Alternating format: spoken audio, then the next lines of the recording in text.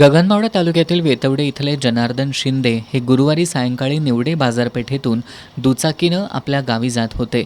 वाटेतच कुंभी नदीच्या बंधाऱ्यावर पश्चिमेकडील बाजूच्या लहान संरक्षक कठड्यावर त्यांची चालू अवस्थेतील दुचाकी पडलेली आढळली. पण जनार्दन शिंदे त्या ठिकाणी नव्हते. मागून येणाऱ्या लोकांनी हा प्रकार पाहिला आणि त्यांनी शोधाशोध सुरू केली, पण शिंदे आढळून आले नाहीत. त्यामुळे ते वाहून गेले असावेत असा संशय व्यक्त करत स्थानिकांनी आपत्ती व्यवस्थापन विभागाला याची माहिती दिली. तालुका आपत्ती व्यवस्थापनाचं पथक गुरुवारी रात्रीच त्या ठिकाणी पोहोचलं, पण यांत्रिक बोट बिघडल्यानं शोध मोहीम सुरू होऊ शकली नाही. जिल्हा आपत्ती व्यवस्थापनाची टीम रात्री 8 वाजता पोहोचली, पण अंधारामुळं त्यांनाही शोध मोहीम सुरू करता आली नाही.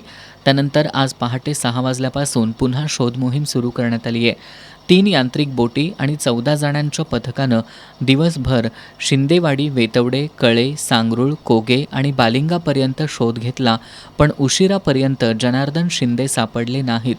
गगनबावड्याच्या तहसीलदार रुपाली सूर्यवंशी, सहाय्यक पोलीस निरीक्षक भारत साळुंखे, जिल्हा परिषद सदस्या सोनाली पाटील, सभापती छाया देसाई यांनीही घटनास्थळी भेट दिली.